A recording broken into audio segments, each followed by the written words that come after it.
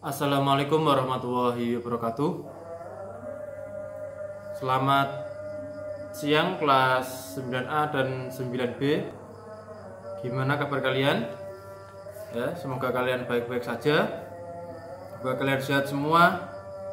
Semoga kalian sudah siap untuk menerima materi PS dari Pak Dain ya. Itu sebelum memasuki materi, mari kita bersama-sama membaca Bismillah. Bismillahirrohmanirrohim ya. Kita melanjutkan materi yang kemarin. Pak Dain akan ulas sedikit mengenai materi kemarin. Pertemuan kemarin Pak Dain membahas terkait distribusi atau kegiatan distribusi. Kegiatan distribusi adalah kegiatan apa? Masih ingat gak kalian?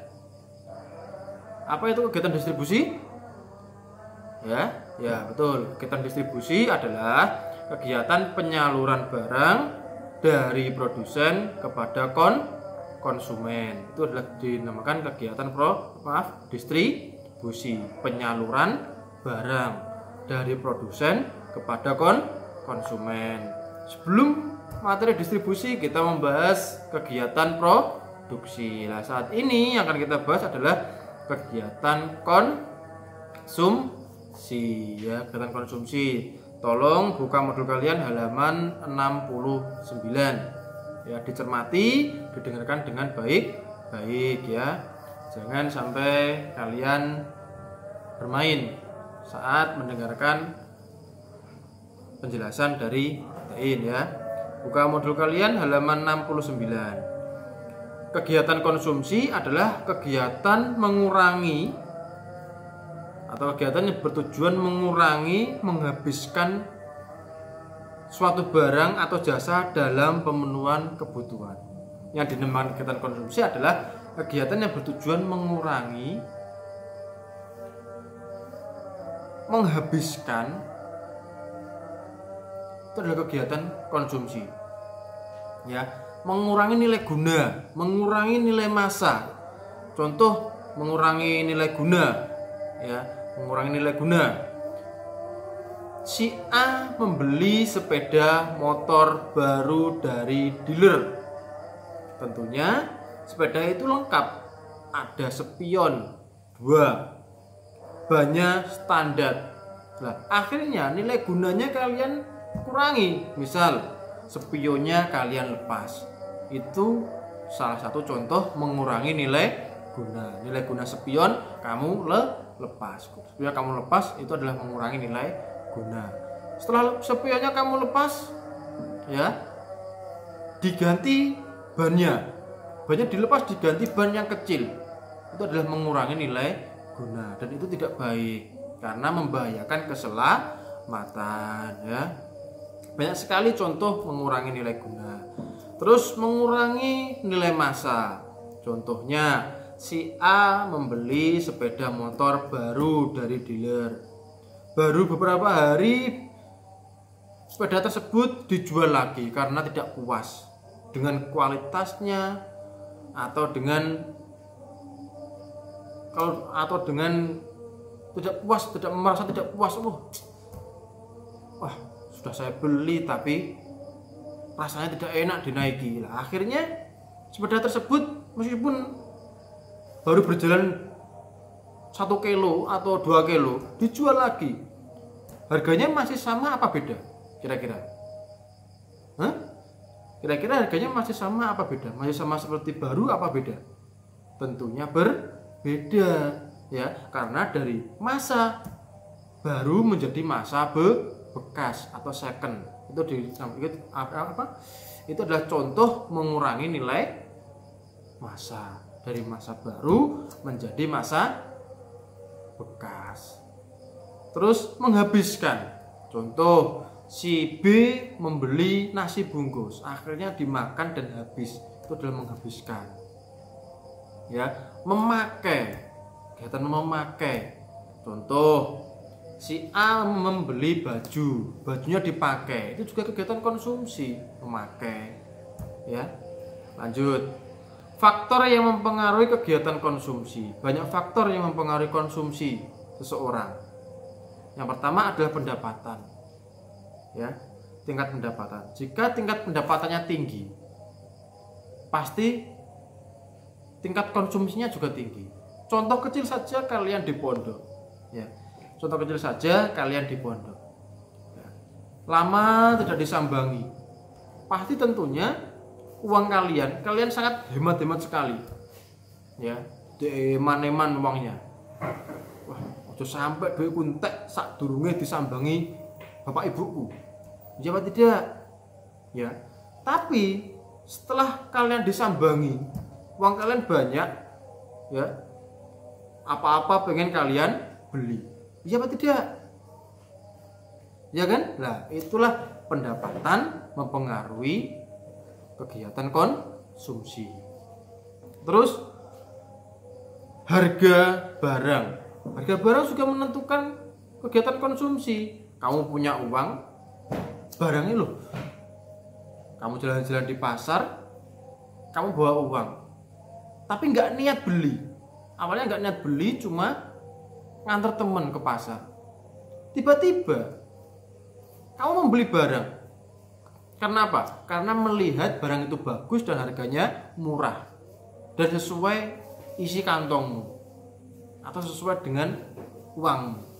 Tiba-tiba kamu beli. Nah, harga itu juga menentukan kegiatan konsumsi, juga menentukan proses konsumsi. Yang selanjutnya adalah ketersediaan barang. Ada barang atau tidak, itu juga sangat berpengaruh terhadap kegiatan konsumsi. Kalau nggak ada barang, apa yang akan kita beli? Nggak ada kan? Nggak bisa kita membeli tanpa ada barangnya. Atau bisa inden itu nunggu dulu, ya, atau pesan itu dinamakan inden, ya. Ciri-ciri benda konsumsi, ya. Ciri-ciri benda konsumsi adalah benda ekonomi. Benda ekonomi adalah benda yang memperolehnya diperlukan pengorbanan. Kamu memperoleh benda-benda konsumsi itu perlu berkorban, ya, perlu berkorban. Pengen nasi, ya, pengen beli nasi, harus ke warung makan atau warung nasi. Harus kita berkorban, jalan kaki, ya apa tidak?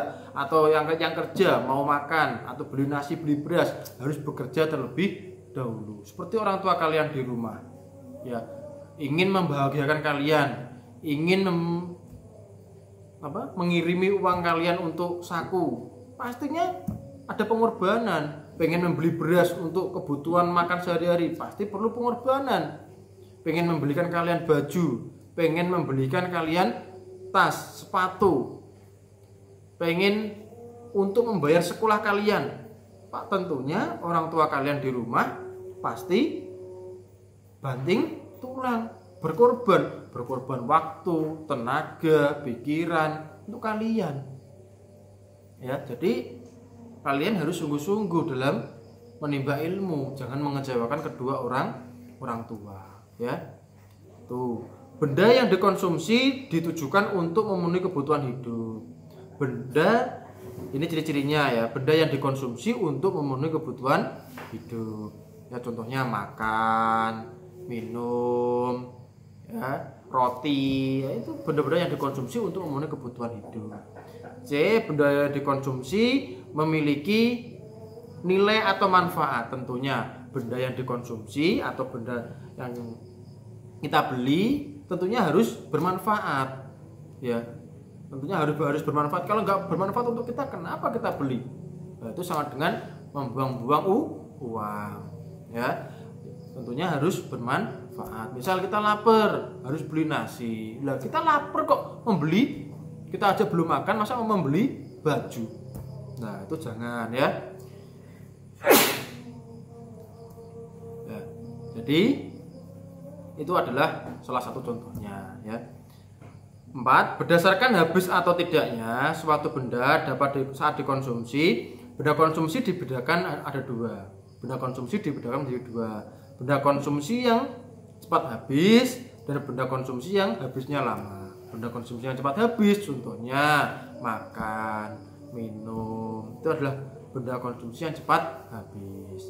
Benda konsumsi yang tidak cepat habis contohnya baju, sepatu, tas, terus televisi, terus banyak sekali sepeda motor, banyak sekali benda-benda konsumsi yang cepat habis dan tidak cepat habis. Kalau tidak cepat habis tadi contohnya baju, ya, peci, rokok, itu adalah benda konsumsi yang tidak cepat habis. Ya, produsen dapat membagi jenis konsumen, ya, jenis konsumen menjadi sejumlah kelompok untuk mempermudah pemilihan konsumen yang tepat bagi produknya. Karakteristik konsumen atau segmentasi pasar. Segmentasi pasar itu adalah gini, seorang produsen, ya, mau menjual barangnya di mana. Misal, ya, segmentasi pasar itu adalah tempat untuk penjualan yang pas. Ya, segmentasi pasar misal di situ tempat pelelangan ikan. Adalah di sana kalian tidak atau di sana kalian menjual obat-obatan. Kan tidak pas. Bisa jadi di sana tempat pelelangan ikan, ya kalian jual garam, kalian jual timba untuk tempat ikan, kalian jual kresek, itu relevan. Ya, itu segmentasi pasar, penempatan atau penentuan tingkat penjualan atau tempat di mana mengeluarkan barang konsumsi secara pas. Ya, itu segmentasi pasar. Misal, lah di keadaan yang dingin atau di tempat yang dingin seperti di puncak, ya di puncak. Lah kamu menjual es, ya di tempat yang dingin kamu menjual es, ya tidak pas. Harus menjual yang hangat-hangat. Itulah contoh segmentasi pasar, ya. Berdasarkan geografis atau perbedaan wilayah atau tempat tadi, ya. Ya di tempat yang dingin ya kita harus menjual yang hangat-hangat. Contohnya di Gunung Lawu itu ada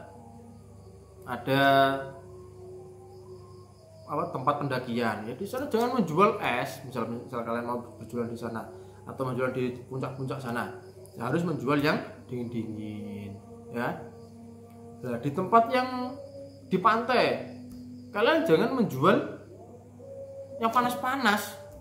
Contohnya seblak panas, jangan seperti itu, ya.